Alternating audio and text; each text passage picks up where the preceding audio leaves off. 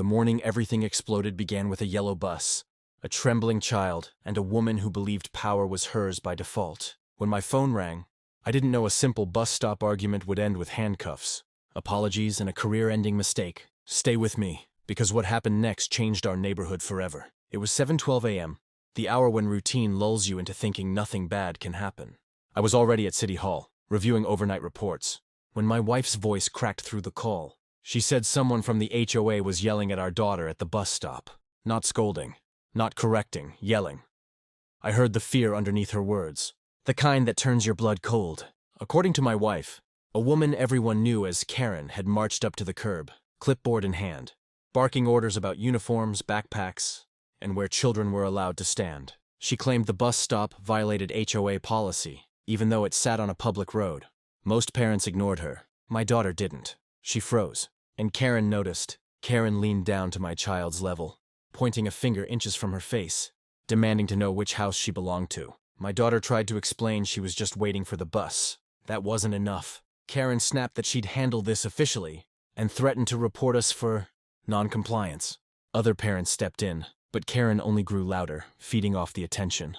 That was when my wife handed the phone to another parent, who told me something that made my jaw clench. Karen had grabbed my daughter's backpack strap to stop her from stepping away. Not hard enough to leave marks, but enough to cross a line no one ever should.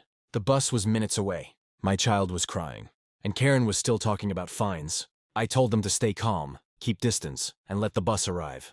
Then I closed my office door, stood up slowly, and felt a familiar switch flip inside me. Not anger, focus, the kind you get before a storm breaks. Karen thought she was enforcing rules. She had no idea she'd just confronted the police chief's child, on a public street, with witnesses everywhere.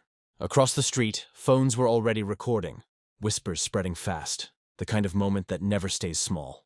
Authority can pretend to be invisible until it overreaches. Karen mistook silence for submission, rules for law, and children for leverage. As I grabbed my jacket, I knew this wasn't about ego or revenge. It was about drawing a clear boundary, publicly, carefully, and by the book, with calm resolve guiding every step forward that morning alone.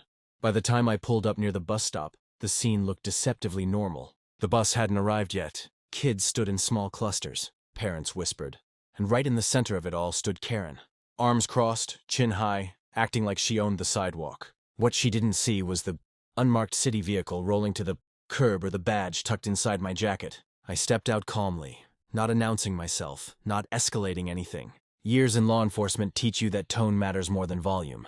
Karen noticed me immediately. She scanned my clothes, dismissed me with a quick glance, and turned back to lecturing another parent about HOA boundaries. My daughter spotted me and ran over, burying her face into my side. I crouched down, asked if she was okay, and she nodded, still shaking.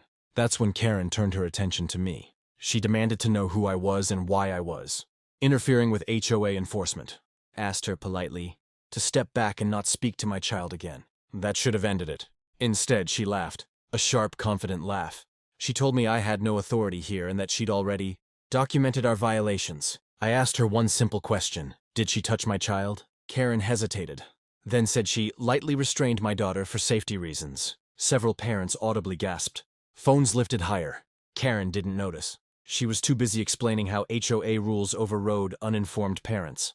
I told her to stop talking and wait. She refused. She said she was calling the police to have me removed for harassment. The irony almost made me smile. I stepped a few feet away, made a quiet call of my own, and requested a unit, not as the chief, but as a reporting party for a child-related incident in public space. Karen saw me on the phone and smirked. She told the crowd this was exactly why the HOA needed stricter control. She warned me that lying to officers would make things worse.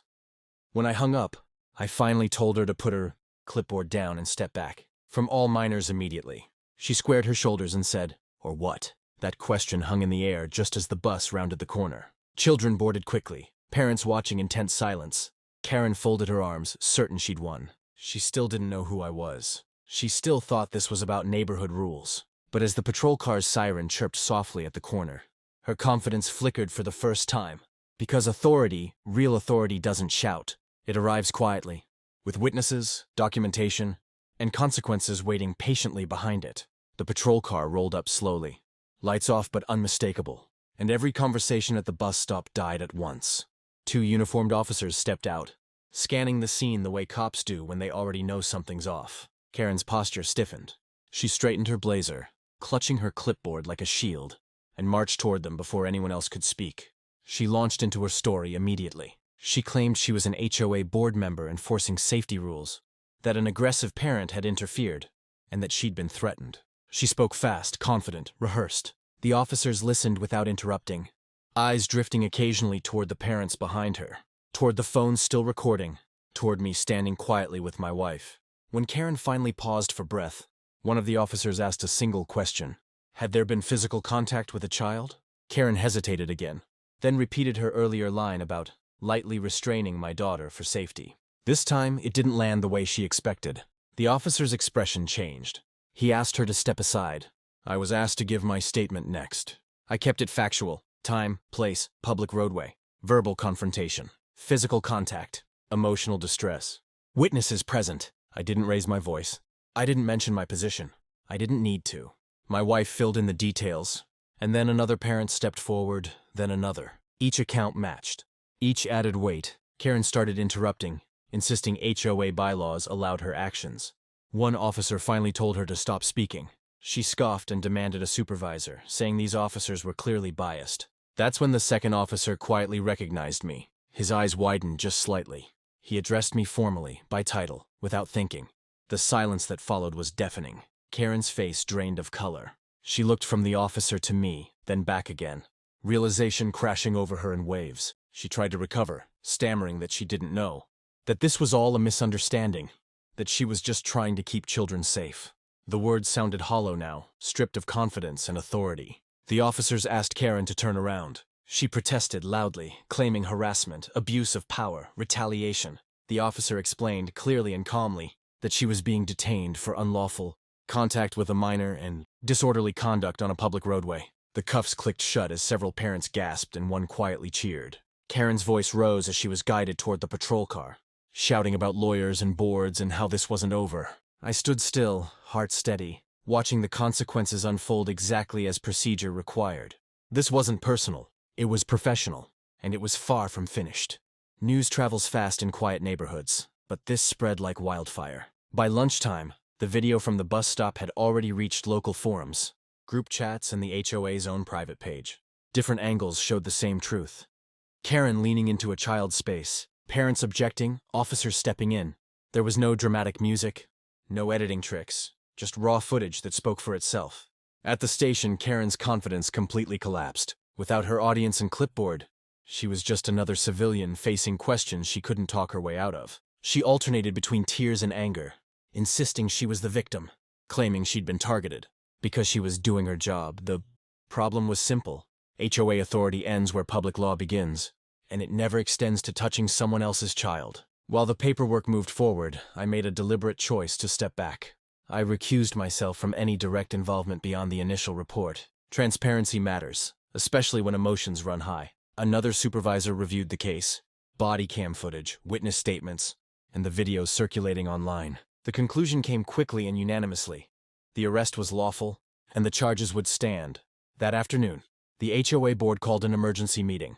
I wasn't there, but several parents were. Karen's actions had put the entire association at risk. Lawyers warned them about liability, about civil exposure, about the consequences of allowing members to act like enforcement officers. By evening, Karen was suspended from all HOA duties pending a full investigation. The next day, my daughter didn't want to go to the bus stop. We walked her together, my wife and I, standing a little closer than usual. Other parents nodded, offered quiet support. One thanked us for not letting it slide. Another said they'd been afraid of Karen for years. Power, it turned out, had been her favorite tool. A few days later, a formal apology arrived. Not from Karen, but from the HOA board. They acknowledged the harm, clarified boundaries, and issued new guidelines stating that no board member was ever to confront a minor directly. Policies written in haste after damage is done always read the same way. Regret wrapped in legal language. Karen's lawyer eventually reached out, probing for a settlement, suggesting this could all go away quietly. The answer was no. Not because of pride, but because accountability matters more than comfort. When adults misuse authority, especially around children, the lesson has to be clear and public. The neighborhood slowly returned to normal, but something had shifted. People spoke up more. They questioned more. And at the bus stop each morning, there was a shared understanding that safety comes from community, not intimidation.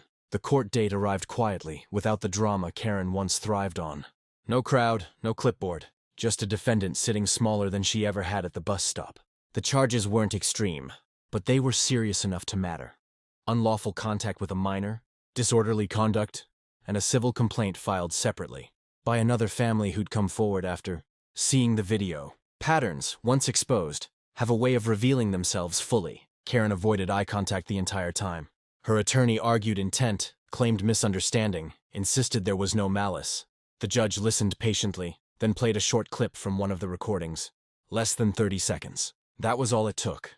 The courtroom was silent except for Karen's shaky breathing.